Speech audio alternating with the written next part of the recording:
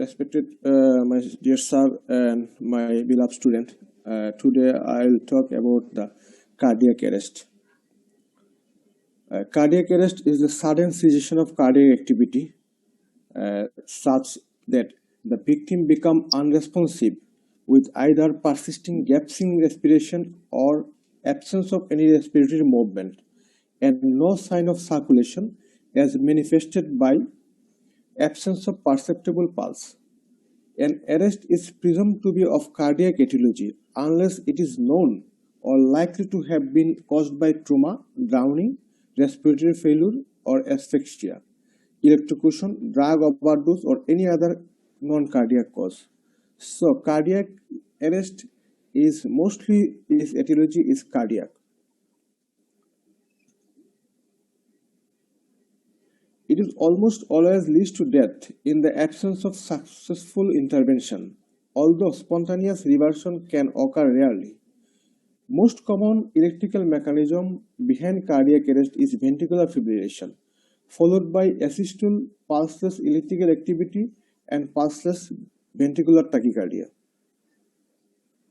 Sudden cardiac arrest remains a leading cause of death in the United States. Around 300,000 to 300,000 to 400,000 deaths per year occur in the United States due to sudden cardiac arrest. 70% of out-of-hospital cardiac arrest occur in the home and approximately 50% are unwitnessed. Outcome of out-of-hospital cardiac arrest remain poor. Only 10% of adult patients with cardiac arrest who have received resuscitation facilities from emergency medical service survive to hospital discharge. So out of hospital cardiac arrest, the prognosis is very bad. In hospital cardiac arrest is relatively better outcome with 22.3% to 25.5% of adults surviving to discharge.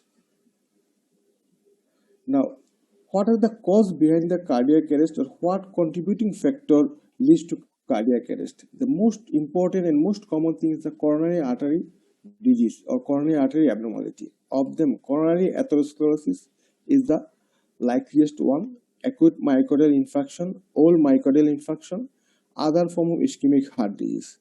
Congenital anomaly of coronary arteries, coronary artery embolism, coronary arteritis. Hypertrophy of the ventricular myocardium, hypertrophic cardiomyopathy, left ventricular hypertrophy due to hypertension, valvular heart disease, primary and secondary pulmonary hypertension, myocardial disease and dysfunction with or without heart failure, ischemic cardiomyopathy, idiopathic dilated cardiomyopathy, alcoholic cardiomyopathy, hypertensive cardiomyopathy, peripartum cardiomyopathy, myocarditis, Tokarczuk syndrome. Inflammatory, infiltrative, neoplastic and degenerative process. Viral myocarditis with or without ventricular dysfunction, myocarditis associated with vasculitis, sarcoidosis, amyloidosis, hemochromatosis, giant cell myocarditis, arrhythmogenic right ventricular dysplasia, neuromuscular disease. Disease of the cardiac valve, valvular heart disease like aortic valvular heart disease, mitral valve collapse, endocarditis, prosthetic valve dysfunction. Congenital heart disease and few diseases of electrophysiological abnormality like congenital long QT syndrome, acquired long QT syndrome, Brugada syndrome, WPW syndrome, fibrosis of the His Purkinje system. মানে হচ্ছে কি সব set করে দিছে এমন ভাবে যাতে ওই রুমটা সব হয় কিছু প্লাস টেম্পারেচার গরম হলে টেম্পারেচার কমায় দিবে আর ইয়ে করবে আর Some causes are sudden death during extreme physical activity, commotio cordis. তো সবার আগে আমরা ফোন করব মাহবুব ভাই আপনি আনমিউট আছেন, মিউট করে দেন।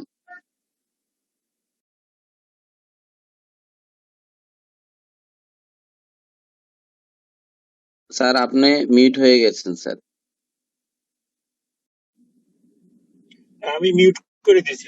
এত কথা বলেন আপনারা, এই সেন্সটুক নাই। আমি সবাই আনমিউট করে দিছি। হিরণ ভাই আপনি এই নিজে হয়ে নেন, আনমিউট হয়ে কথা বলেন।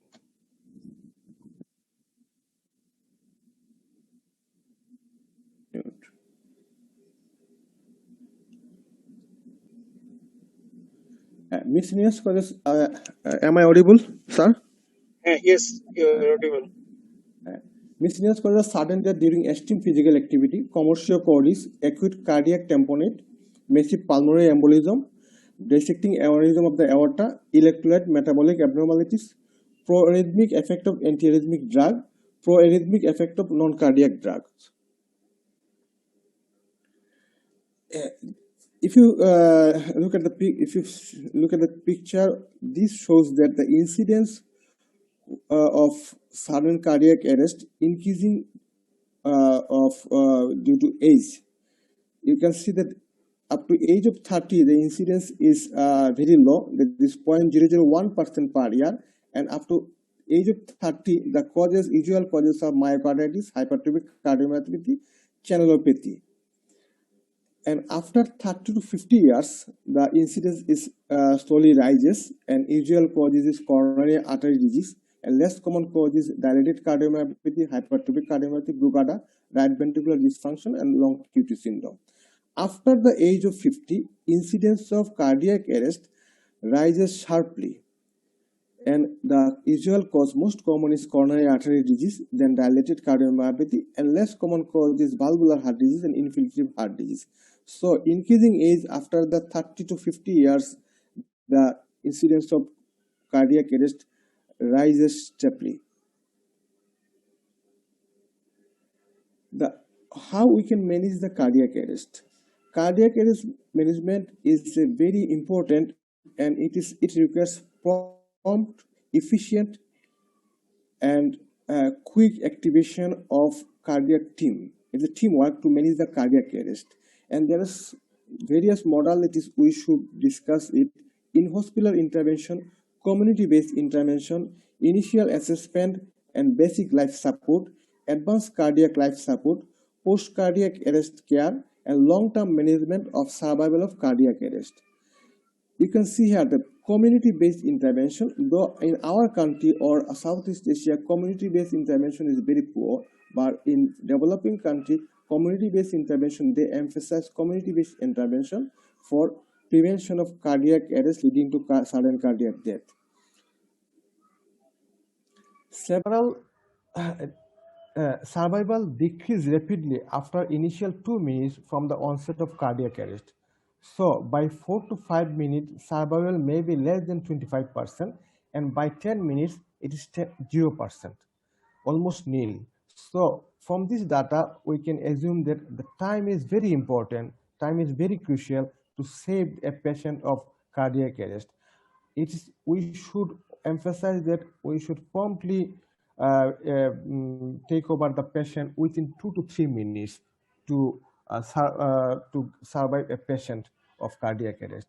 Survival is better for patient presenting with ventricular tachycardia and ventricular fibrillation than for those with body arrhythmic or assistal mechanism. Rapid arrival of paramedical personnel is the major determinant of survival. A short time to direct current cardioversion, DC cardioversion is short time DC cardioversion is a major determinant of survival. So as soon as we can give DC cardioversion and defibrillation is performed quickly, the survival rate is high. Basic life support is the foundation of saving lives after cardiac arrest. Fundamental aspects of adult basic life support include immediate recognition of sudden cardiac arrest and activation of the emergency response system, early cardiopulmonary resuscitation, and rapid defibrillation with an automated external defibrillator. Initial recognition and response to heart attack and stroke are also considered part of basic life support. So basic life support is very important with proper equipment with automated external defibrillator and trained persons who are trained in cardiopulmonary resuscitation facilities. Data shows that high quality CPR improves survival from cardiac arrest, including ensuring chest compression of adequate rate, chest compression of adequate depth, allowing full chest recoil between the compression, minimizing interruption of chest compression, and avoid excessive ventilation. These 5 things are very important in case of CPR in basic life support.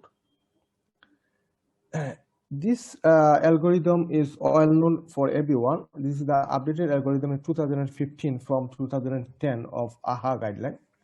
That is, the first we should verify the environment of the patient, where the patient is found as cardiac arrest.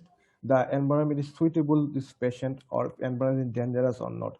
To see the environment, is there any evidence of electrical dysfunction or electrical electrocution, or there is any toxic gas, or whether the patient has taken any drug overdose or not. After the environment analysis, quickly we should go for victim analysis. Victim is unresponsive, shout for nearby help, activate emergency response system via mobile device, and get automated external defibrillator and emergency equipment soon, or someone can do this. After this, we can look for whether patient is breathing or not, breathing, gasping, and check pulse quickly within 10 seconds, whether pulse is perceptible or not. If the normal breathing has pulse, that is, it has normal breathing and pulse, monitor until emergency response arrives. If no normal breathing but pulse is present, perceptible, then provide rescue breathing. Breath every 5 to 6 seconds, that is 10 to 12 breaths per minute. Activate emergency response system if not already done after 2 minutes. Continue rescue breathing. If possible, and go for CPR, cardiopulmonary resuscitation. If patient has no breathing or gasping or no pulse, we should start cardiopulmonary resuscitation immediately. 30 compression and 2 rescue breath. Use automated external defibrillator as soon as it is available. After automated external defibrillator, we can assess the rhythm, whether rhythm is shockable or non-shockable. If the rhythm is shockable, we can give one shock and rescue CPR immediately for about 2 minutes, and then analysis for the rhythm, whether the patient gets the rhythm, normal rhythm or not. If non-shockable, resume cardiopulmonary resuscitation CPR immediately for about 2 minutes, and then rhythm analysis and continue on CPR until advanced life support provide take care of or victim starts move.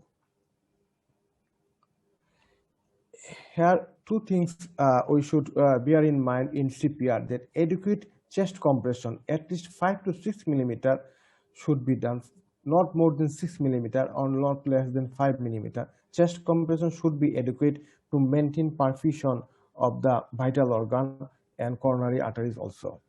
And the compression should be at a rate of 100 to 200, 100 to 120 per minute, not less than 100, not more than 120 compression per minute. CPR, before doing CPR, one thing is mind that circulation, establishment of circulation is very important. Previously, we learned that airway, breathing, and circulation. Now it is changed. Circulation is priority over breathing. So compression is the main priority. Then we assess breathing or establish breathing and airway. So compression is more important than airway. Now, what we should do and we should not do for high quality CPR in adult. Rescuer should perform chest compression at a rate of 100 to 120 compression per minute. Compression to a depth of at least 2 inches.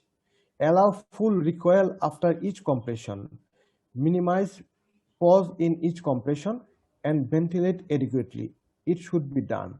What we should not done: compression at a rate slower than 100 or more than 120 per minute. Compression to a depth less than 2 inches or greater than 2.4 inches. Lean on the chest between the compression should not be done. interrupt compression for greater than 10 seconds, provide excessive ventilation. This should not be done. Now, already we know that the cardiac arrest, the mechanism behind cardiac arrest is ventricular fibrillation, pulses ventricular tachycardia, asystole, or pulses electrical activity. If the patient rhythm is ventricular fibrillation or pulses ventricular tachycardia, we should immediately deliver defibrillatory shock.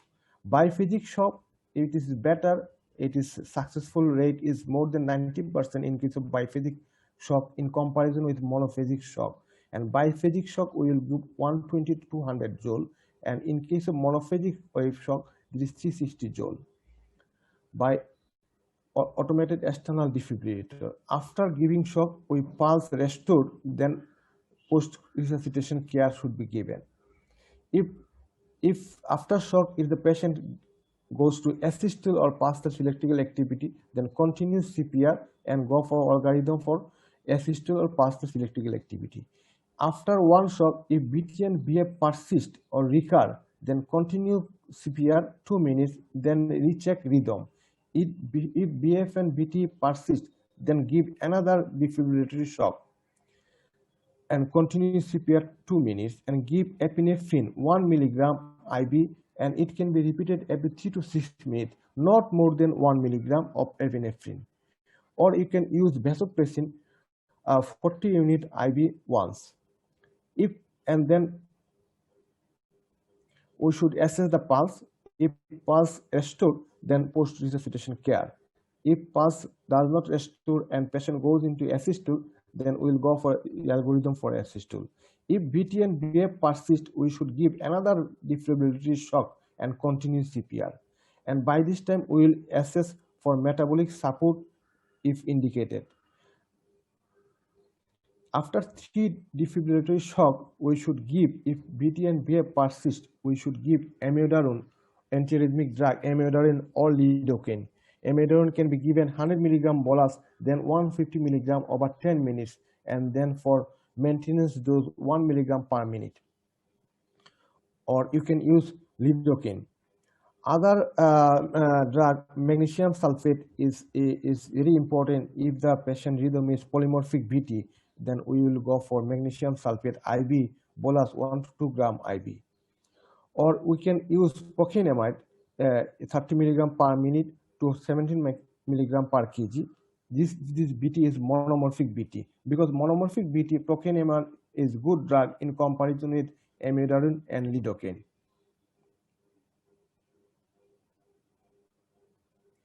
Then if does not work, then we should go for another defibrillatory shock, and we will assess the metabolic condition of the patient. If the patient rhythm is bradyarrhythmia or asystole or pulse electrical activity, there is no role for defibrillation, only CPR and maintain airway by intubation and IVSS. Maintain continuous cardiopulmonary resuscitation, intubate and establish IVSS.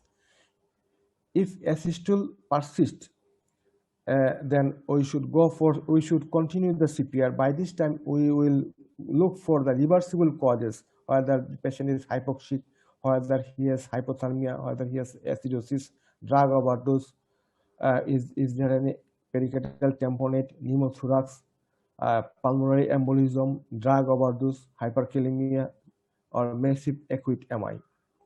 Then we go for drug treatment of epinephrine or atropine or sodium bicarbonate.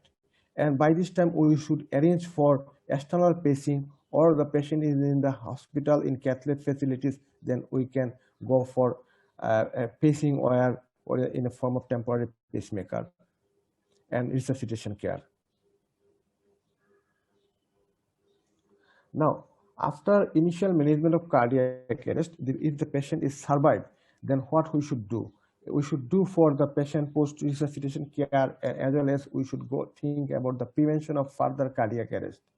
Now, prevention of further cardiac arrest is in the two part. There is primary prevention and secondary prevention. Prevention of recurrent event of survival of cardiac arrest is secondary prevention. If any person suffer cardiac arrest, and survive, then we will go for, it is called secondary prevention. And some patients who are at increased risk of develop cardiac arrest, for that, for this patient we will do something for primary prevention. So preventive measure comprises these four things. We can do prevention by implantable defibrillator, some antiarrhythmic drugs, catheter ablation, and antiarrhythmic surgery. This implantable defibrillator is well known and very effective form for the prevention of uh, uh, uh, cardiac arrest.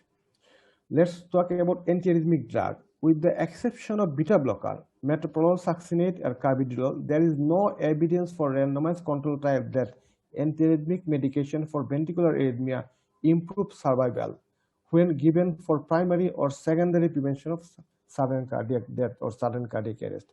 So antiarrhythmic drug except beta blocker does not improve survival, but it can be used to suppress the arrhythmia and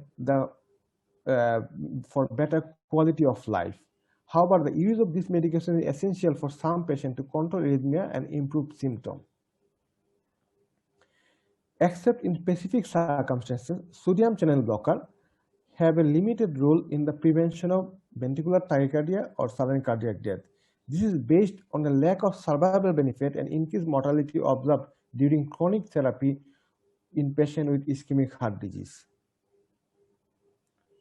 Specific circumstances where sodium channel blocker have been used to treat VT or cardiac arrest include intravenous lidocaine for patients with refractory VT or cardiac arrest, oral mexinetin for congenital long QT syndrome, quinidine for Brugada syndrome, flecainide for catecholaminergic polymorphic ventricular tachycardia. This medication could also be used in ICD patients with drug and ablation refractory VT. This medication can be used when a patient gets ICD for primary or secondary prevention, and this patient also experience ICD shock due to recurrent ventricular arrhythmia. For suppression of this ventricular arrhythmia, we are using antiarrhythmic drug in case of ICD implanted patient. Now, catheter ablation is an important treatment option for patients with ventricular arrhythmia when antiarrhythmic medications are ineffective, not tolerated, or not desired by the patient. Monomorphic ventricular arrhythmia usually have a origin or substrate that can be targeted for ablation. Ablation is also an option for selected patients with polymorphic VT or VF only if an initiating PVC focus or substrate can be identified. Catheter ablation is suitable for monomorphic ventricular tachycardia rather than polymorphic ventricular tachycardia. Ablation strategy, risks, and outcome are related to the mechanism and location of ventricular arrhythmia. Catheter ablation procedure usually involve attempt to include ventricular tachycardia by programmed electrical stimulation to confirm the diagnosis and guide ablation. Problem of successful catheter ablation include if we cannot induce the arrhythmia mapping or the origin of arrhythmia from an inaccessible location in the myocardium. Like if the location of arrhythmogenic focus is not in the endocardium, it is in the between the myocardium from epicardium to endocardium or outer surface of myocardial fiber, then the catheter ablation may not be successful. Some non-antiarrhythmic medication and therapy also rule in the suppression of ventricular arrhythmia or prevent ventricular tachycardia and fibrillation. These are we should also think of electrolyte imbalance in case of acute MI patient. Administration of potassium magnesium has been proposed as helpful adjunct in the prevention of ventricular arrhythmia if the patient has hypokalemia and hypomagnesemia, because hypokalemia and hypomagnesemia are common in case of acute MI patient who are on diuretic therapy. They'll develop hypokalemia and hypomagnesemia. So in CCU setting of acute MI patient, we should monitor potassium level and magnesium level, and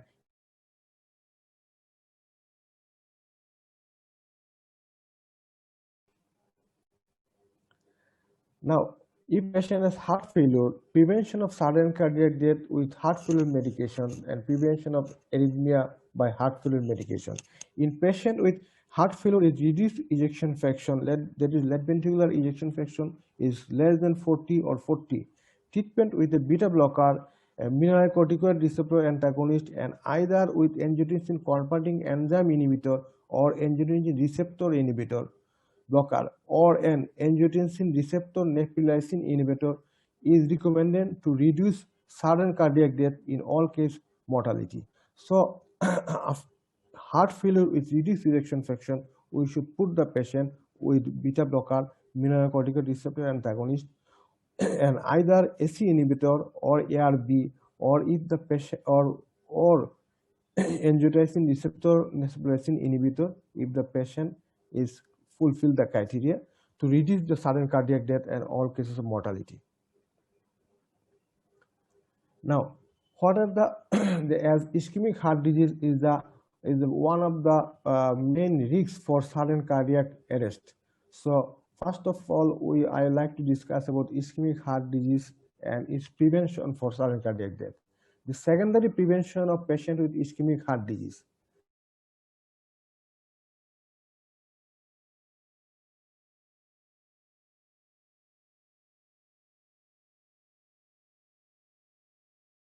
Sudden cardiac arrest survival or sustained spontaneous monomorphic BT in case of ischemic heart disease patient, we should warrant for ischemic ischemia revascularization. If revascularization, after revascularization, we should assess for sudden cardiac risks. If the patient is not revascularized or revascularization is not possible, is not suitable, then we should assess whether the patient is candidate for ICD.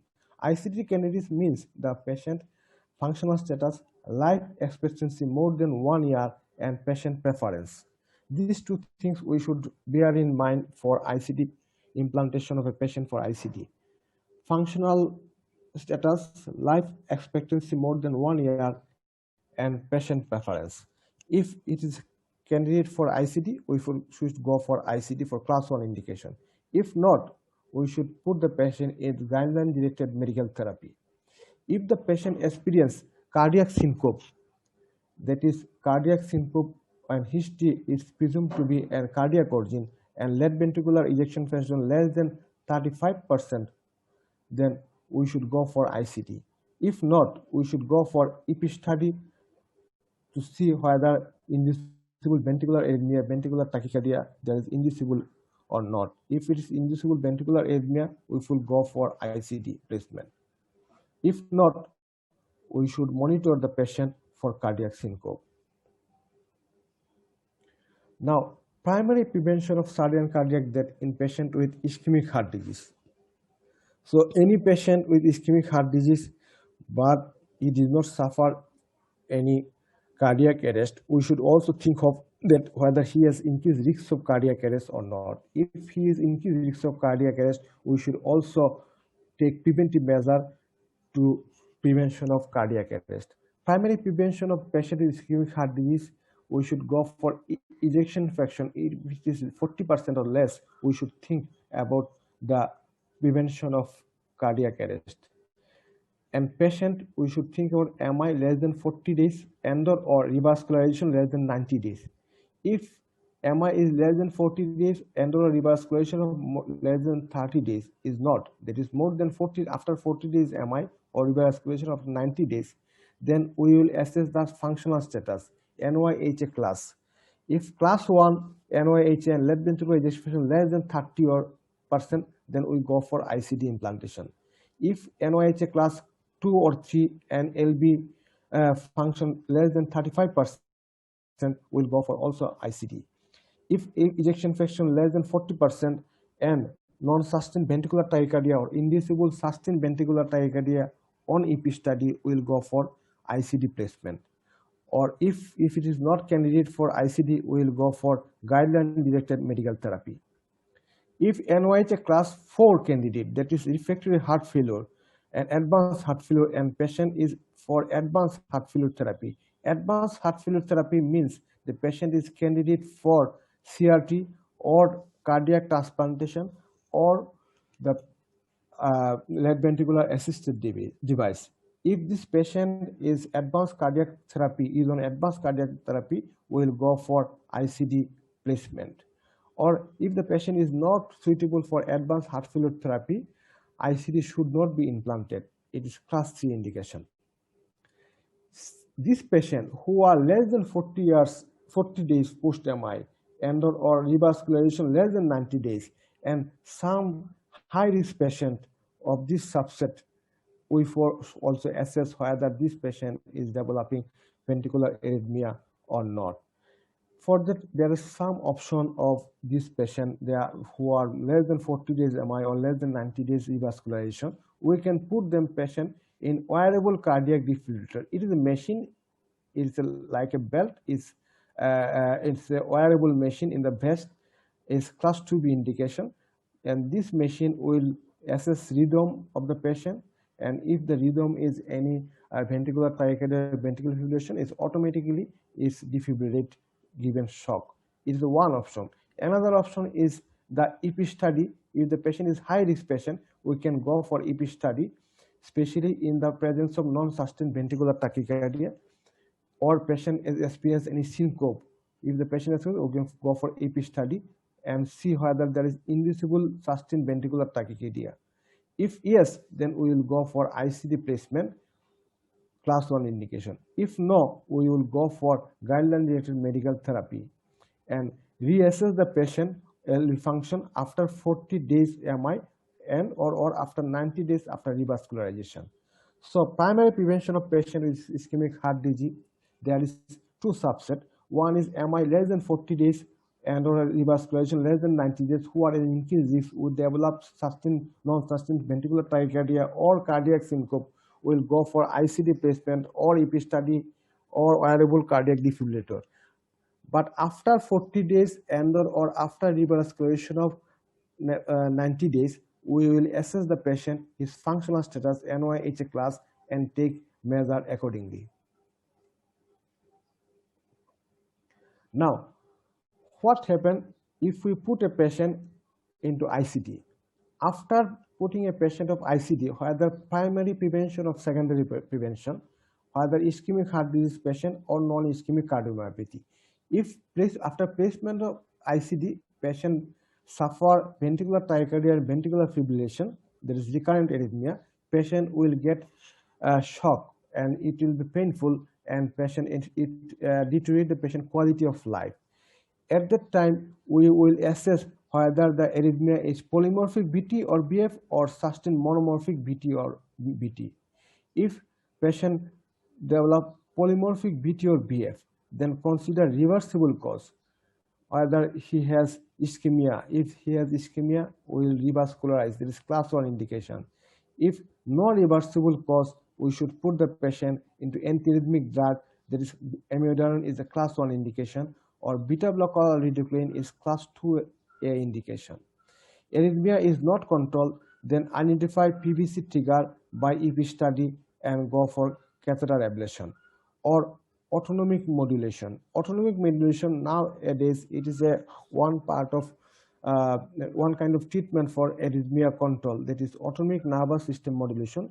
You know that sympathetic activation causes increased arrhythmia.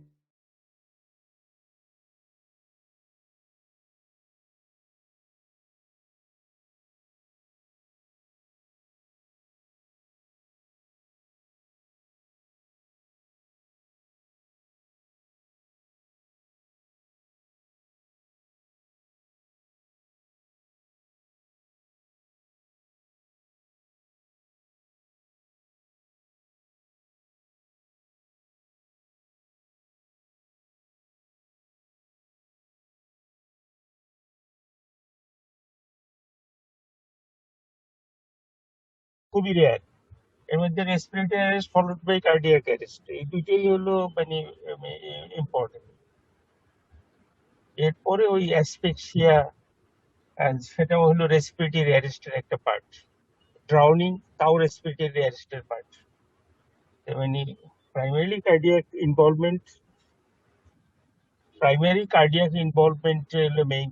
এর মধ্যে আবার ischemic origin হলো মোর দেন 85% ক্ষেত্রে ischemic, এবং ইসকেমিয়ার জন্য ultimately ventricular fibrillation and ventricular tachycardia এটাই দায়ী থাকে। পালসলেস ইলেকট্রিক্যাল অ্যাক্টিভিটি অথবা অ্যাসিস্টল এগুলো 15% এর মতো। এবং এটা ইসের সাথে এইজের সাথে একটা বেশ ভালো ধরনের রিলেশন আছে যে Sir, হ্যাঁ sir, what is the basic difference between advanced life support and basic life support, sir? কি difference, sir? Basic life support service just compression along with assisted ventilation. এটা হলো বেসিক লাইফ সাপোর্ট, যেটাকে CPR বলা হয়। CPR এর হ্যাঁ sir চলে আসছে। স্যার এই ওই যে কারেন্ট সিপিআর চলে গেছিল, আবার চলে হ্যাঁ আসতেছে। আমি বুঝতে পারছি, আমি এই জন্য আবার আমি জি স্যার, আপনি বলেন স্যার, অসুবিধা নেই স্যার, আমি পরে বলি না স্যার। না আপনি কন্টিনিউ করেন। আপনার লেকচারটা খুব ভালো হয়েছে, সেটা ওদের বলতেছিলাম। তোমরা সবাই আচ্ছা নিয়ে স্যারের কাছ থেকে এটা মানে আমাদের আর্কাইভে রেখে দিবা। একটা আমরা মানে পরে একটা ফোল্ডার তৈরি করে ফেলবো, যে সব মানে সব লেকচার গুলো হয়ে গেলে ওইখান থেকে দেখে দেখে আমরা করতে পারবো। আমাদের নিজেদের অনেক সমৃদ্ধ হয়ে যাবে। ওই আর অ্যাডভান্স লাইফ সাপোর্টের সাথে হলো সিপিআর এর সাথে আপনার ড্রাগ যোগ করা। ওটা হলো ওই যে সিপিআর হলো পাবলিক, ওই যে কমিউনিটি বেসড, ওই যে হিরণময় বলতেছিল যে কমিউনিটি বেসড যে অ্যাপ্রোচ যেটা আছে সেটার উপরে তাদেরকে ট্রেন করা হয় কতগুলা মানে সিই দিয়ে, কোশ্চেনারি দিয়ে, যে এই কোশ্চেনারি গুলো এরকম আছে। যেমন তাদের বলা হয় যে মানে পেশেন্টের আনরেসপন্সিভ, ইয়েস অর নো, ইয়েস। তারপরে বলতে বলা হয় যে কোনো ধরনের পালস নাই, ইয়েস অর নো, ইয়েস দেখে। তারপর রেসপিরেশন নাই, ইয়েস অর নো, ইয়েস। তখন হলো ইউ উইল স্টার্ট সিপিআর। এরকম একটা কতগুলো গাইডলাইন দেওয়া থাকে, তাতে তার ডাক্তার হওয়ার দরকার নেই।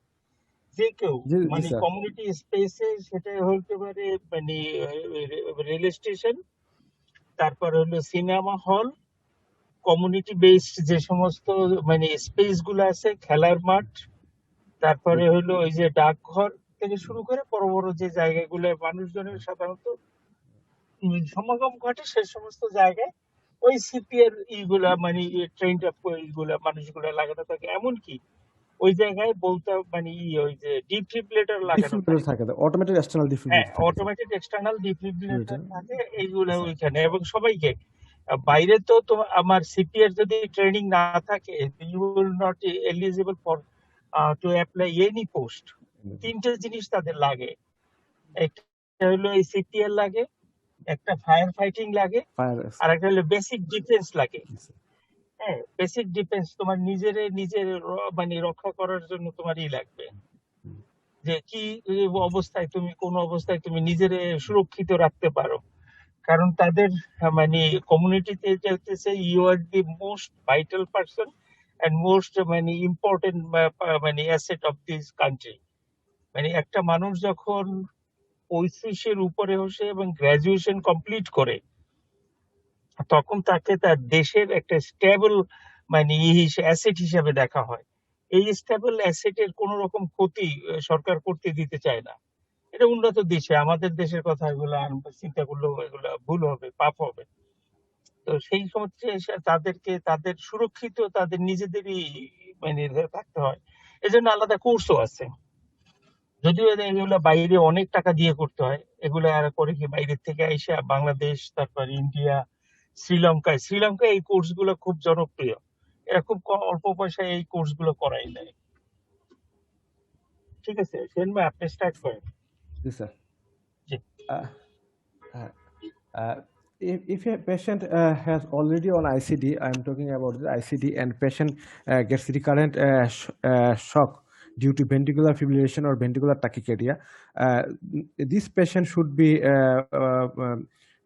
treated whether this patient is the polymorphic ventricular tachycardia or monomorphic ventricular tachycardia. One thing is that monomorphic ventricular tachycardia, it is good because of monomorphic ventricular tachycardia is amenable to cardiac ablation, catheter ablation, rather than polymorphic ventricular tachycardia. And this sustained monomorphic ventricular tachycardia, we can go for catheter ablation or we can go for drug treatment, that is amiodarone or sotalol. Arrhythmia not controlled, we can go for uh, uh, catheter ablation. And if case of patient is polymorphic ventricular tachycardia, we should consider whether reversible cause is present or not. If there is ischemia, reversible cause ischemia, we can revascularize and then assess. If no other reversible cause like electrolyte imbalance or drug, then we will go to treat the electrolyte imbalance, or we can rethink the drug whether he is getting any proarrhythmic drug or not. If there is no reversible cause, then we could put the patient into beta blocker class 2 indication or amiodarone class 1 indication. Amiodarone, if arrhythmia is not controlled, then we can go for catheter ablation. Now, I will be talking about some common condition in our community that is prevalent, and how we can prevent the cardiac arrest. Most common after ischemic heart disease in our country, which patient can predispose to cardiac arrest, is hypertrophic cardiomyopathy. It is common in our country. Patients with hypertrophic cardiomyopathy have approximately 1% risk of sudden cardiac death per year. Selection of patients who are appropriate candidate for implantation of ICD is important. ICD risk stratification should be performed every 1 to 3 years in patient with hypertrophic cardiomyopathy. So once hypertrophic cardiomyopathy is diagnosed, we should go for risk stratification, whether this patient is at increased risk for sudden cardiac arrest and sudden cardiac death, and this patient should put on ICD. And risk stratification, it is a continuous process. If the patient at this time is not a high risk patient and is not eligible for ICD, he should be further risk stratification every 1 to 3 years is mandatory. Age is also an important consideration, as sudden death is greater in those less than 30 years of age and low in patients whose initial presentation is after the age of 60. This is the exception of hypertrophic cardiomyopathy. In general, cardiac arrest is more prevalent is aged population, but in case of hypertrophic cardiomyopathy, the lower age, that is less than 30, has increased risk of hypertrophic cardiomyopathy, and after 60, the risk of sudden cardiac BT or BF is only 60%. Here is 60% and there is 90%. So biphasic shock is 100 times better than monophasic shock. Sir আমাদের ডিপার্টমেন্টে যেটা এটা কি sir বাইফিজিক sir আমাদের normal মানে যদি যে defibrillator গুলো আছে নাওয়াডেজ সবগুলা ডিফিব্রিলেটরই বাইফিজিক শক, কারেন্ট ডিফিব্রিলেটর সবগুলাই বাইফিজিক। এখন আমাদের পুরানো যদি ডিফিব্রিলেটর থাকে তাহলে মনোফিজিক হতে পারে, না হলে বাইফিজিক। তা আমাদের যে শকের মেশিন আছে ওইটা কি আমাদের ওই যে সিনক্রোনাইজ নন সিনক্রোনাইজ করার দরকার নেই? অটোমেটিক ডিটেক্ট করবে। অটোমেটিক।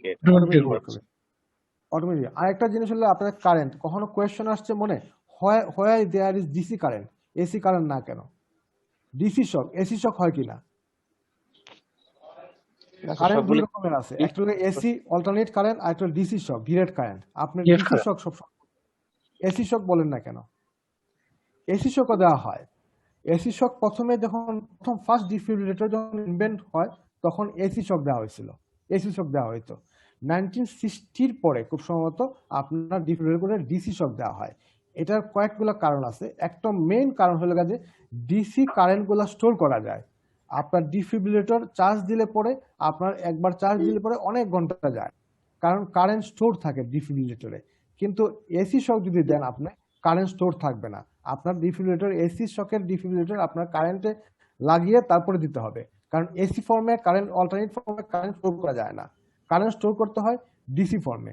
কাজে ডিফিব্রিলেটরগুলোতে কারেন্ট যেগুলো থাকে এগুলো ডিসি কারেন্ট থাকে। আমাদের মানে হোম অ্যাপ্লায়েন্সের কারেন্ট এসি, কিন্তু এটা যখন ডিফিব্রিলেটর যখন চার্জ দেয় তখন এটা ডিফিব্রিলেটরের ভিতরে ক্যাপাসিটর আছে, আদার থিংস আছে, তারা অটোমেটিক এসি কারেন্টটা ডিসি কারেন্টে রূপান্তরিত করে, তারা এটা স্টোর করে, যার ফলে ডিফিব্রিলেটরে যে কারেন্ট থাকে সেটা ডিসি কারেন্ট। এসি কারেন্ট কখনো স্টোর থাকতে পারে না, এই কারণে এটা ডিসি কারেন্ট।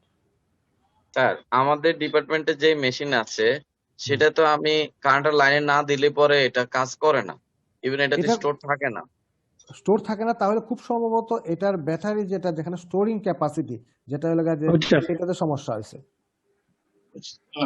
সেটাতে সমস্যা হচ্ছে। স্যার কারেন্টটা হয়তো হয়তো তার যে ব্যাটারি যেটা সেটা হয়তো মানে ইয়ে হয়ে গেছে, সমস্যা হয়েছে, যার স্যার ফলে আমাদের ডিপার্টমেন্টে যেটা আছে, যেটা আমরা ইউজ করি স্যার, একটা শকে রুগী গেলে স্যার আমরা স্টার্ট করতে আমার হাতে আছে বাট কাজ হচ্ছে না, চার্জ নিচ্ছে না, এটা একটা বিশাল ফ্যাক্টর স্যার। হ্যাঁ, মানে এখানে এখানে এখানে একটা জিনিস হলো, আমি আর আগেও ছিল আমাদের ডিপার্টমেন্টে, সিস্টাররা বা ওয়ার্ড বয়রা এই মেশিনগুলা চার্জ দিয়ে রাখে না। তাহলে দীর্ঘ সময় চার্জ দিয়ে না রাখলে ব্যাটারিগুলো ডাউন হয়ে যায়। আমি অনেকদিন সিস্টারে বলছি, সিস্টার ইনচার্জে বলছি এর আগে, যে মেশিনগুলা চার্জে দিয়ে রাখার জন্য। দীর্ঘদিন চার্জে দিয়ে না রাখলে আপনার প্রতিদিন তো আপনার মেশিন ইউজ হচ্ছে না, আর মেশিনগুলো অনেক অনেকগুলো মেশিন, সেগুলো নিয়মিত যদি আপনি চার্জ দিয়ে না রাখেন, যদি মানে ইকুইপমেন্টগুলো যদি মেনটেন না করেন, তাহলে এরকম হবে। চার্জ না দেওয়ার কারণে ব্যাটারিগুলো ডাউন হয়ে যায়। সাপোজ দিবেন না, আপনি যখন চার্জার, বাসায় যে চার্জার আছে, সেই চার্জারগুলো আপনি দীর্ঘদিন ইউজ না করলে দেখবেন ব্যাটারি চার্জ নিচ্ছে না, নষ্ট হয়ে যায়। ব্যাটারিগুলো ডাউন হয়ে যায়। হ্যাঁ, আমাদের সম্ভবত আমি যেটা মনে করি, আমাদের ডিফিব্রিলেটর গুলোর ব্যাটারি ডাউন হয়ে গেছে ডিউ টু সেগুলো মেনটেন্যান্সের জন্য। এই ওয়ার্ডে যারা সিস্টার আছেন বা ওয়ার্ড বয় আছে, তারা এগুলো মেশিনগুলো ঠিক সময়ে চার্জ দিয়ে রাখে না, যার ফলে ব্যাটারিগুলো চার্জ দেয় না, তখন আপনার কারেন্টে লাগিয়ে তারপর আপনি চার্জ দিতে হচ্ছে। তবে এই তার একটা মেশিনগুলো, কথা, ডিফিব্রিলেটর মেশিন গুলো দেখা যাচ্ছে প্রায় আমরা মনিটর হিসেবে ইউজ করা হয়। হ্যাঁ মানে হ্যাঁ, এটাকে যাতে এমনি হ্যাঁ, defibrillator machine is a all good monitor. আপনার যখন পেশেন্ট আসবে, আপনি মনিটরে সেট করার আগেই তো আপনার লেখাই আছে, প্রথমে ডিফিব্রিলেটর মেশিন সেট করবেন, রিদম অ্যাসেস করবেন। এখানে রিদম অ্যাসেস করা যায়, করবেন মনিটরে অ্যাসেস করে, শকেবল না শকেবল না সেটা ডিসিশন নেবেন, শকেবল হলে শক দিবেন। কাজে ডিফিব্রিলেটরের সাথে মনিটর থাকেই।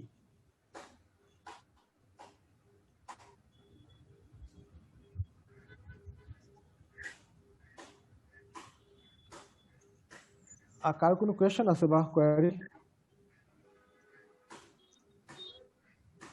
আমার আরেকটা কোশ্চেন ছিল স্যার। হুম, স্যার এই কোশ্চেনটা হ্যাঁ শকতে করছিল স্যার, হ্যাঁ, প্রশ্নটা বলো।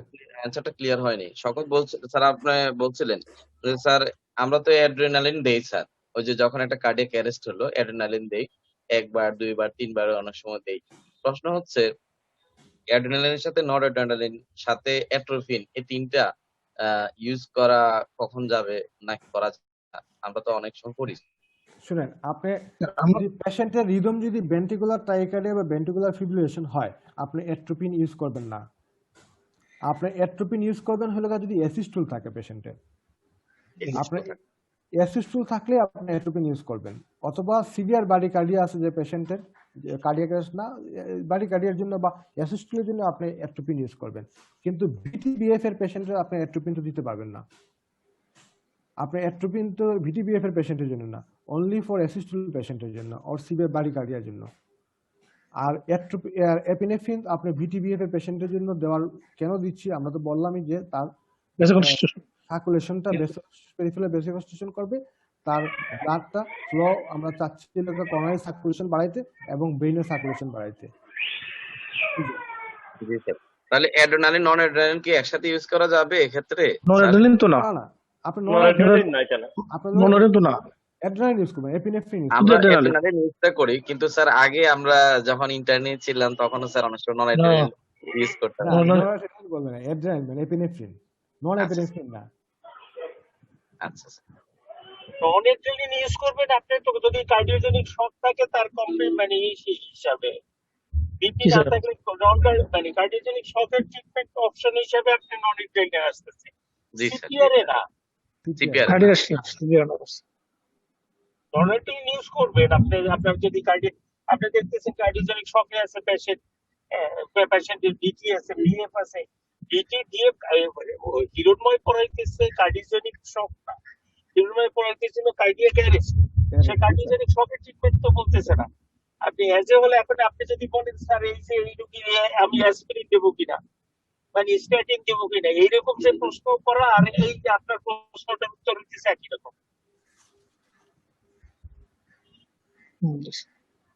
পড়াইতেছে কি সেটা আপনি মানে টপিকের সাথে আপনি রিলেটেড থাকেন। পেশেন্টের তো চিকিৎসা করতে হবে অ্যাজ এ হোল, সমস্ত জায়গায় মানে শুধু সিমটম না তো, কার্ডিয়াক অ্যারেস্ট আছে, এরপর আন্ডারলাইং ইটিওলজির চিকিৎসা তো থাকবেই সবসময়। সে আন্ডারলাইং ইটিওলজি যাই হোক না কেন তার চিকিৎসা একই সাথে থাকে। এই জন্য আমরা তো টার্গেট ওরিয়েন্টেড করি। আমরা একদিন করলাম সিপিআর, আরেকদিন করবো কার্ডিওজেনিক শক, আরেকদিন জি স্যার। ভেন্ট্রিকুলার ফেইলিওর, আরেকদিন কার্ডিওজেনিক শক, এরকম তো আলাদা আলাদা ভাবে করবো। স্যার ওই যে স্যার ইনফিরিয়র এমআই ব্র্যাডিকার্ডিয়া হয়ে স্যার কার্ডিওজেনিক শকে চলে গেল, তখন তো জি। স্যার আমি স্যারের স্লাইডে আমরা দেখছিলাম যে স্যার ওখানে সিপিআর দেওয়ার কথা বলা নেই, বলা হয়েছিল স্যার না, অ্যাট্রোপিন। কার্ডিয়াক অ্যারেস্ট না হলে তো সিপিআর দিবেন কেন আপনি? সিপিআর কার্ডিয়াক না, হ্যাঁ স্যার ডিসি শক দেওয়ার কথা বলা নেই স্যার, এই ব্যাপারে একটু আবার ক্লিয়ার হতে না, চাই। ডিসি শক হলো অনলি যদি শকেবল রিদম থাকে তখন আপনি ডিসি শক দেবেন, আর আদারওয়াইজ তো শকেবল রিদম না থাকলে দিতেই পারবেন না। তার মানে হচ্ছে হয় ভেন্ট্রিকুলার ফিব্রিলেশন অথবা পালসাস ভেন্ট্রিকুলার টেকিকার্ডিয়া না থাকলে শকের কোনো ই দেই। অ্যাসিস্টন এবং মানে পালসলেস ইলেকট্রিক্যাল অ্যাক্টিভিটি তিনটা মেকানিজম, তো তিনটা মেকানিজমের মানে অ্যাসিস্ট এবং পালসলেস ইলেকট্রিক্যাল অ্যাক্টিভিটি অ্যাসিস্টনের কোনো ই নাই, মানে ডিসি শকের কোনো রোল নাই। জি স্যার, জি স্যার। এই জন্য তো সবসময় বলে shockable, you will search the shockable rhythm. এই জন্য শকেবল, শকেবল। মানে সবসময় শকেবল রিদম বলে। এবং কোনো ক্ষেত্রে যদি মনে হয় যে মানে অ্যাসিস্টল, এটা অ্যাসিস্টল অথবা ফাইন ভিএফ আমি বুঝতেছি না, তাই it is better to give DC shock. যদি তোমার মানে বুঝতে তোমার কষ্ট হয়, কিন্তু তুমি যদি নিশ্চিত হও না এটা অ্যাসিস্টল হয়ে গেছে, সেই ক্ষেত্রে তুমি দিও না।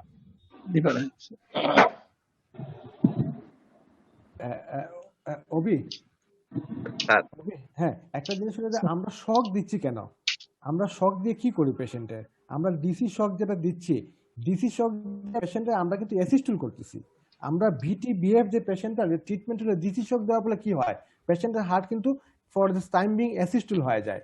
পুরো বন্ধ থাকে তারপরে আবার হ্যাঁ অ্যাসিস্টুল করে সেরে তারপরে অ্যাসিস্টুল করার উদ্দেশ্যটা কি, যে ফোকাস থেকে ভিটি বা বিএফ হচ্ছে, একটা ভিটি বা বিএফ হচ্ছে তো নর্মাল, এটা রিদম না, নর্মাল যে সিস্টেম আছে সেই সিস্টেম থেকে এসএনওড এভিনোড বা পার্কিনজি ফাইবার থেকে আসতেছে না, মানে ইয়ের থেকে আসছে না, সেটা যে কোনো একটা মায়োকার্ডিয়াল একটা ফোকাস থেকে বা মাল্টিপুল ফোকাস থেকে হচ্ছে ভিটি অথবা বিএফ। সেই ফোকাসটাকে সাপ্রেস করার জন্য আমরা শক দিয়ে সেটা হার্টটাকে ইনিশিয়ালি আমরা খানিকক্ষণ খুব অল্প সময়ের জন্য অ্যাসিস্টুল করে ফেলি। দেখবেন যে আপনি যখন শক দেওয়ার সাথে সাথে দেখবেন, আপনি লক্ষ্য করেন যে দেখবেন ইসিজি ফ্ল্যাট হয়ে যাচ্ছে, এরপরে আবার আবার নতুন করে একটা রিদম শুরু হয়। হ্যাঁ তখন যখন অ্যাসিস্টুল হয়ে যায়, তখন যে ফোকাস থেকে যে এই অ্যারিথমিয়া গুলো হয়েছিল বিটি বি এর, সেই ফোকাসটা সাপ্রেস হয়ে যায়। ফোকাসটা সাপ্রেস হয়ে গেলে যে আমাদের নর্মাল এসএনও তখন আবার অ্যাক্টিভেট হয়ে নর্মাল রিদমে চলে আসে। তো আপনি যার অ্যাসিস্টুল হয়ে আছে তাকে আপনি শক দিবেন কেন? স্যার যেটা বললেন যে শকেবল রিদম না নন শকেবল রিদম, এটা তো আগে অ্যাসেস করবেন। অ্যাসিস্টুল হলে তো আপনার শক দরকার নাই, আপনি অনলি সিপিআর দিবেন এবং আদার কজেস অফ অ্যাসিস্টুল আপনি খুঁজবেন। ওই স্পন্টেনিয়াস এর জন্য ওয়েট না করে ডিসি শক দেওয়ার সাথে সাথে আপনি সিপিআর স্টার্ট করে দেবেন। জি স্যার। সিপিআর স্টার্ট করে দিয়ে তারপর 2 মিনিট পর আপনি অ্যাসেস করবেন, একদম স্ট্যান্ডার্ড প্রোটোকল অনুসারে। 2 মিনিটের আগে আপনি কোনো সময় অ্যাসেস করবেন না। 2 মিনিট একদম টানা, মানে ওই যে মিনিটে 120 এর মধ্যে, 100 থেকে 120 এর মধ্যে সিপিআর দিতে থাকবেন। এরপর 2 মিনিট পরে আপনি অ্যাসেস করবেন তার মানে স্পন্টেনিয়াস রেসপিরেশন, পালস এবং ব্লাড প্রেশার ফিরে আসছে কিনা, আরওএস বলে মনে হয় না, স্পন্টেনিয়াস রেসপিরেশন সেগুলো ফিরে আসে কিনা, মানে আপনি টার্মিনেট করবেন কিনা সিপিআর। যদি এটা না হয় তাহলে প্রতি 2 মিনিট পর পর অ্যাসেস করবেন আর ফিরে আসবেন। একদম সুন্দরভাবে মানে হিরণময় দেখাইছি কিন্তু ওই যে 2015 এর গাইডলাইনটার মধ্যে, মানে এর মধ্যে একদম ভালোভাবে এটা বর্ণনা করে দেওয়া আছে। অ্যারেস্ট যে হলো স্যার, এখানে আমরা বলছি যে 30:2 অথবা অনেক সময় আমরা দিতেই থাকি। প্রশ্ন হচ্ছে স্যার ইন্টিউবেশনটা কখন করতে পারি এক্ষেত্রে আমি স্যার? ইন্টিউবেশন যদি করতেই চাই, ইন্টিউবেশনের জেনারেল ইন্ডিকেশনে আপনি ইন্টিউবেশন করবেন। আপনি নন ইনভেসিভ প্রসিডিউরে যখন আপনি তার অক্সিজেন স্যাচুরেশন মেইনটেইন করতে পারবেন না, হাইপারক্যাপনিয়া থাকবে এবং অ্যাসিডোসিস মেইনটেইন হইতে থাকবে, সেই রকম একটা অবস্থায় আপনি তাকে মানে ওই ইন্টিউবেশন করবেন। রেসপিরেশন আপনি কোনো ক্রমে ফিরিয়ে আনতে পারতেছেন না, কিন্তু আপনি এই এসিজি দেওয়ার পরে যে দেখেন রেসপিরেটরি অ্যারেস্ট থাকবে, সেই ক্ষেত্রে আপনি মানে দিতেই হবে আপনি রেসপিরেশন না পেলে।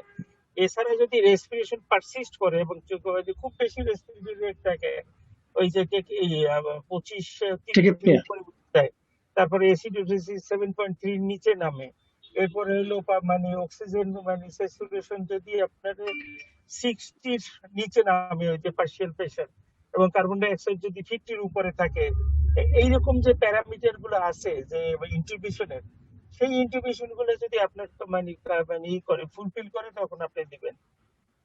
নতুবা রেসপিরেশন ফিরে আসলে অক্সিজেন স্যাচুরেশন মেইনটেইন হইলে লাগবে না। স্যার এটা এই হলো ক্ষেত্রে ভেন্টিলেশন, ইন্টিউবেশনের পরেও মানে ইন্টিউবেশনে মানে আর্টিফিশিয়াল ভেন্টিলেশন, ইন্ডিকেশন করার আর্টিফিশিয়াল ভেন্টিলেশন আলাদা ভাবে আছে। স্যার ইন্টিউবেশনের পরেও তো স্যার সিপিআর দিতে হবে না স্যার? ইন্টিউবেশন না, যতক্ষণ পর্যন্ত শোনেন, যতক্ষণ পর্যন্ত আপনার কার্ডিয়াক রিদম না ফিরবে, ততক্ষণ আপনি ভেন্টিলেশন দিয়ে আপনি তো আম্বু দিয়ে চালাইতে থাকবেন। এখন একটা পেশেন্টের কার্ডিয়াক নাই, আমি তার তো আমি সিপিআই দেবো না, ভেন্টিলেটরে দেবো না তো। জি স্যার। মানে নাই, তার দরকার হলে আমরা একটা টেম্পোরারি পেসমেকার করবো, দিয়ে তারপর তার রিদম অ্যাসিস্ট্যান্ট একটা তারা রিদম ফিরিয়ে আনার চেষ্টা করতে হবে। এখন হার্টের কোনো নাই, মানে অ্যাসিস্ট্যান্ট হয়ে গেছে, তার ভেন্টিলেশনে দিলে কি হবে? কারণ এই যে হার্ট বন্ধ হয়ে যাওয়ার মধ্যে মানে 2 থেকে 5 মিনিটের মধ্যে কার্ডিয়াক বন্ধ হয়ে যাবে, রেসপিরেশন বন্ধ হয়ে যাবে। স্যার ওয়ার্ডে ওই দিন একটা রোগী ছিল স্যার, তো সমস্যাটা পেশ, এই জন্য কোশ্চেনটা করি, এটার সাথে রিলেটেড না স্যার। একটা রোগী sir inferior MI, heart rate অনেক কম, 30 মতো হয়ে গেছে, 23। তো এই রোগীকে অ্যাট্রোফিন দেওয়ার পরে, আইসোপ্রিনালিন দেওয়ার পরেও হার্ট রেট বাড়ছে না। তো এই ক্ষেত্রে স্যার আমার তো টেম্পোরারি পেসমেকারটা ইন্ডিকেটেড, এই আমার তো টেম্পোরারি পেসমেকার রাত 12টার সময় করা সম্ভব না। এক্ষেত্রে কি আমার আর কোনো করণীয় আছে স্যার? না, আর কিছু করণীয় নাই, আপনি ওই যে আইসোপ্রিনালিন ডোজ বাড়াই দিয়ে তারপরে রাখতে হবে। আচ্ছা স্যার।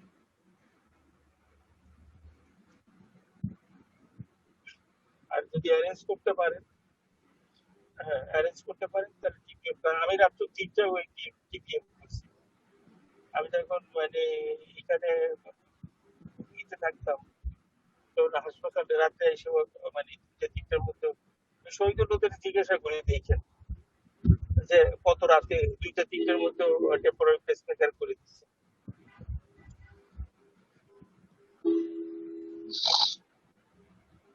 এটা হলো আপনার ডেডিকেশনের উপর নির্ভর করে, আপনি কতটা ডেডিকেটেড। জি স্যার। ঠিক আছে, মানে হিরণময় তো অনেক ধন্যবাদ, খুব ভালো একটা তুমি ক্লাস নিচ্ছো। আর সবাই যে সমস্ত, আসলে আমি এই জন্য এই ক্লাসটা এইভাবে দিচ্ছি যে এটার মধ্যে অনেক ই থাকে, মানে অনেক যে পিটফল থাকে, ঝামেলা থাকে, মানে প্র্যাকটিক্যাল মানে ম্যানেজমেন্ট পরীক্ষার সময় না জিজ্ঞাসা করলে হলো এটা ডে টু ডে ফেস করতে হয়, প্রত্যেক দিনই আমাদের মানে ফেস করতে হয়, সেই জন্য এই জিনিসটা সম্পর্কে একটু ভালো ধারণা থাকার দরকার আমাদের। আচ্ছা, মানে হ্যাঁ, নেক্সট একটা জিনিস হলো মানে আমি যেটা মনে করতেছি যে আমাদের স্টুডেন্টদের কতগুলো জায়গায় ডিফিসিট রয়ে গেছে, সেটা হলো ডিফিসিট রয়ে গেছে, ওরা ওই যে ক্যাট ল্যাবের মানে এগুলো তো দেখতে পারে নাই, ক্যাট ডাটা গুলা, যেমন মানে হেমোডাইনামিক ডাটা গুলা, মানে মানে আমরা তো এখানে প্রত্যেকের একটা একটা করে আমি ডাটা তৈরি করতে দিই, যেমন এইচডির একটা ডাটা তৈরি করবেন আপনি, যে মানে ইসের জন্য, কি যেন অস্পির জন্য এইচডি একটা মানে কোশ্চেন আপনি তৈরি করবেন। প্রথমে হেমোডাইনামিক ডাটা দিলেন, এরপরে মানে বললেন যে হোয়াট ইজ দ্য ডায়াগনোসিস, মানে why you have said this, 1-2 দিলেন, এরপরে হলো মানে মানে কার্ডিনাল মানে সাইন, এরপরে মানে এরপরে ট্রিটমেন্ট অপশন অথবা কমপ্লিকেশন, যেগুলো আছে এরকম কতগুলো দিয়ে একটা ডাটা তৈরি করবেন। 20 জনে 20টা ডাটা তৈরি করবেন, তাহলে 20টা কেস দিয়ে দিলে মোর দ্যান এনাফ হয়ে যাবে। আমি এটা আর এই মাসে আমি ডিক্লেয়ার করে দিলে আগামী মাসে জমা দিয়ে দেবেন, এবং এটা দিয়ে ওদের পরীক্ষা দিতে হবে। জি স্যার, ঠিক আছে। ওদের পরীক্ষা নিয়ে তৈরি করতে হবে, জি কারণ স্যার, ওরা ওইটার জন্য মানে জি স্যার। খুবই হতাশাজনক পারফরমেন্স করছে এখানে, আমার হাসতেছে। আমি আসছি পর আজকে মানে কালকেও আমি আমার লজ্জা দিচ্ছে, ছেলেবেল তো পড়ান না, ফাঁকি দেন শাহাবুদ্দিন, আপনার এত মানে স্টাফ আপনার, আপনি পড়ান না। স্যার একটা কথা বলবো স্যার। বলেন স্যার আপনি যদি বলেন স্যার, তাহলে স্যার একটা স্যার আমার সুযোগ দিলে স্যার আমি স্যার একটা ক্লাসে স্যার যে ওই যে ক্যাথ ল্যাবের যে স্যার বিশেষ করে ওই যে কনজেনিটাল হার্ট ডিজিজ গুলোর যে ক্যাথ ল্যাবের যে যে ভালো ডাটাগুলো আমি একটা ক্লাস আপনি যদি তৈরি আপনি করেন, বলেন স্যার, একটা ক্লাস আপনি তৈরি করেন। আগামী শুনেন, আগামী মাসে আপনার ক্লিনিক্যাল এক্সামিনেশন দিচ্ছে, ক্লিনিক্যাল এক্সামিনেশন জায়গায় আপনি ওইটা পড়াই ফেলেন। জি স্যার, জি স্যার, ঠিক জি আছে? স্যার। হ্যাঁ ওইটা স্যার যে প্রবলেম ওরিয়েন্টেড দিয়ে স্যার যে একটা ডাটা দিব স্যার, প্রবলেম ওরিয়েন্টেড দিয়ে, যেমন ওরিয়েন্টেড দিয়ে স্যার যেমন কয়েকটা স্যার ডাটা, সবগুলো আমি বলি কয়েকটা data, ASD, ESD, sir PDA, তারপর হলো মাইট্রাল স্টেনোসিস এর মানে ওই যে দুইটা মানে simultaneous haemodynamic data, aortic stenosis, pulmonary stenosis, জি স্যার, দুইটা ডাটা, ওই যে পুল থ্রু ডাটা, যে দিক থেকে টানতে টানতে এল দিকে ওটাই নিয়ে গেল, আর ওই পালমোনারি আর্টারি থেকে টানতে টানতে এসে নিয়ে গেল। এরকম পুল থ্রু ডাটা গুলো যেটা আছে, এই ডাটা গুলো দিয়ে ওদেরকে একটু ইন্টারপ্রিটেশন দেখানো দরকার। জি স্যার, আর হলো ওই মানে এমবিপি, হ্যাঁ এমবিপির যে ওই পোস্টেরিয়ার হ্যামোকিং, এইটা আমার খুব ফেভারিট। এইচসিএম এর মানে ডাটাটা, এইচসিএম এর ডাটাটা, এই সমস্ত জিনিসগুলো যদি ওদের একটু আগে থেকে মানে করে, আর বেশি আনকমন তো কোনো জিনিস নেই, ঘুরে ঘুরে তো এই কয়টাই পেরিকার্ডিয়াল টেম্পোনেন্টের সাইন গুলো, হ্যাঁ রেস্ট্রিকটিভ কার্ডিওমায়োপ্যাথি অথবা কনস্ট্রিকটিভ পেরিকার্ডাইটিসের ডিফারেন্সিয়েশন, নেক বেইনের বিভিন্ন ওই যে একটা ডাটাই দেয় নেক বেইনের বা ইন্টারপ্রিটেশনের জন্য। এই যে সি আর এ প্রায় সমান থাকে, ডাইকাসপিড রিগার্জিটেশন দিয়ে দিল একটা, অথবা ক্যানন ওয়েভ দিয়ে দিল কমপ্লিট আর্টওয়ার্কের সাথে। জি স্যার, তাহলে আপনি এগুলো তৈরি করে আগামী ক্লাসে ওদের নিয়ে দিন। জি স্যার, ওটা দিয়ে স্যার। জি স্যার, তো ঠিক আছে, হ্যাঁ সাউন্ড স্যার। আসসালামু আলাইকুম স্যার। তাহলে আসসালামু আলাইকুম স্যার।